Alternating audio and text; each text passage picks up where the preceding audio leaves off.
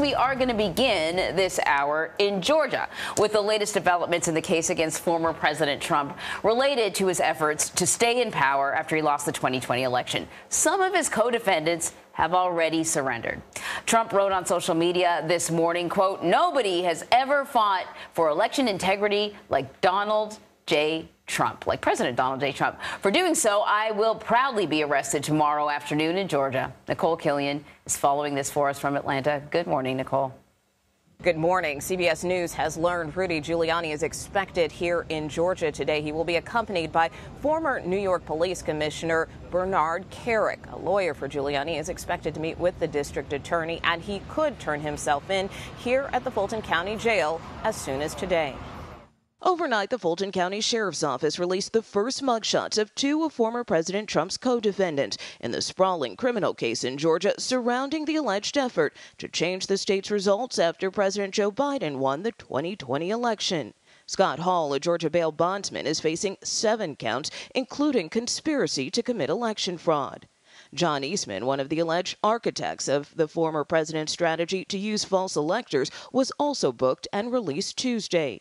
I am confident that when the law is faithfully applied in this proceeding, all of my co-defendants and I will be fully vindicated. So far, a dozen of the 19 co-defendants have secured bond agreements, including the former president, who has a bond set at $200,000 as he continues to deny any wrongdoing. Outside the Fulton County Jail, security is being stepped up as the sheriff warned of a hard lockdown ahead of Trump's expected arrest Thursday night. But a key member of Trump's inner circle, former Chief of Staff Mark Meadows, asked for an extension to surrender, but he was rejected by the DA, who threatened to file warrants for his arrest after 12:30 p.m. Friday. Meadows is one of 3 defendants seeking to move the case out of Fulton County to federal court. Meantime, overnight, 2 more defendants turned themselves in. They include Kathy Latham and David Schaefer, who are both accused in the false elector scheme. Anne-Marie, Omar. Nikole, thank you very much. CBS News Homeland Security and Justice reporter Nicole Sganga joins us now from Atlanta to talk more about this. Nikole, what can you tell us about, I guess, 2 people who surrendered overnight? What roles did Kathy Latham and David Schaefer play in this case? Yeah, Omar, Anne-Marie, good to be with you. And actually, we just learned of a 3rd individual who has surrendered in the early hours of this morning. Ray Smith, who faces 12 counts as part of this indictment and is a former attorney for the former President Donald Trump in the state of Georgia. In addition to that, you mentioned David Schaefer, the former GOP chair here in the state of Georgia, and Kathy Latham, who is a GOP official representing Coffee County. Now, Kathy Latham facing 11 counts.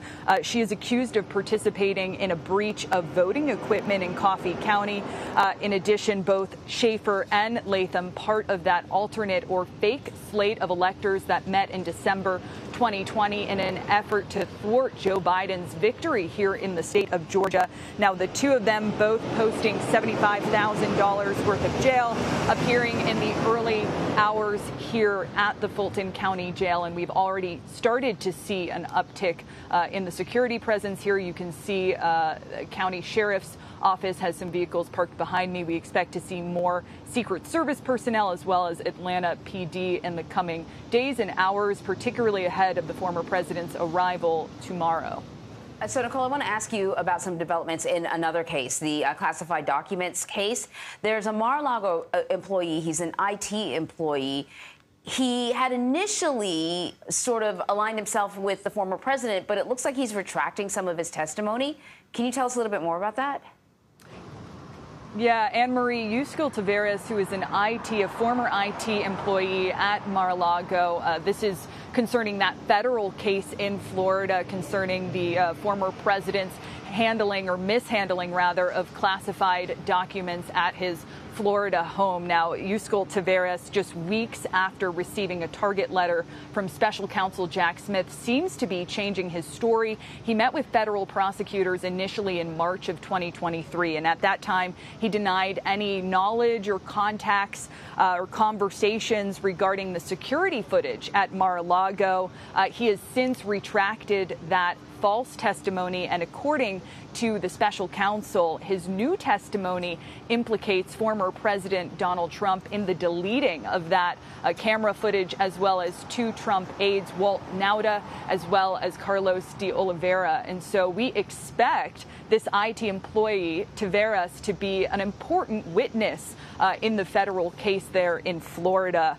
He also changed his attorney. Taveras used to be represented by a lawyer who was funded in part by Trump's Save America PAC.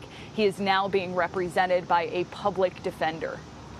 Nicole, DOJ previously opened up an investigation into conditions there at the Fulton County Jail. Now there's going to be more attention on that, obviously, when you have some high-profile people. We don't expect them to stay at the jail, but what more can you tell us about this?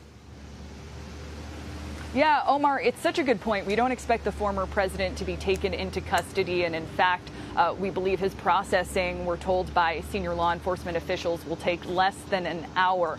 However, his appearance here at the Fulton County Jail, or as it's called by locals, the Rice Street location, shines an important light. And the Department of Justice started an investigation into the facility just last month. They said in a statement, quote, "The department has found significant justification to open this investigation, including credible allegations that an incarcerated person died covered in insects and filth, and that Fulton County Jail is structurally unsafe, that some violence here has resulted in homicides and injury, as well as potential excessive use of force by officials inside of this jail." So an important investigation into the conditions here that will get a little extra attention in light of the president's appearance tomorrow.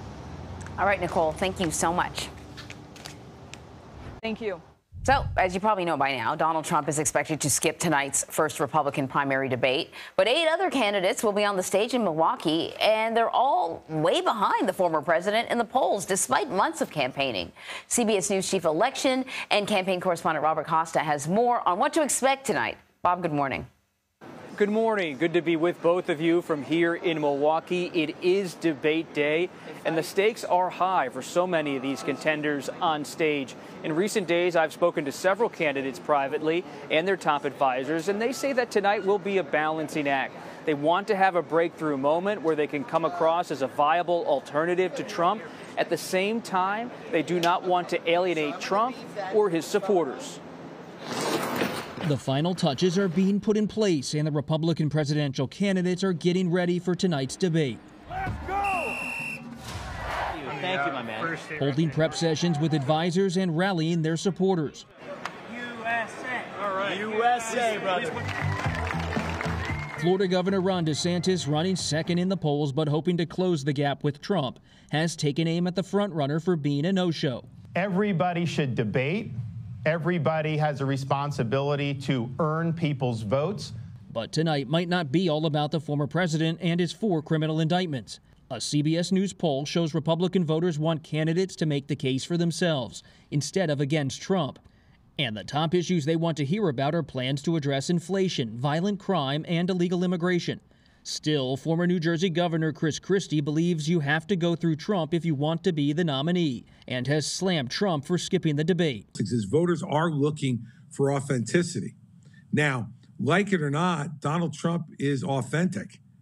He's just an authentic liar. Without Trump, others, especially lesser-known contenders, might find a bit more political oxygen to make their pitch and get noticed. You're going to have a serious policy discussion between the other candidates, and there's a lot of differences there. For Vivek Ramaswamy, his rise in the polls has put him center stage, and that comes with added scrutiny, including comments he made to The Atlantic about a conspiracy theory that the U.S. government may have been involved in the 9/11 attack. I think it is legitimate to say how many federal agents were on the planes that hit the Twin Towers. Like, I think we want it. Maybe the answer is 0. Probably is 0, for all I know, right? I have no reason to think it was anything other than 0. On Tuesday, he was asked to clarify. Do you think there were federal agents on planes on September 11th? Of course not.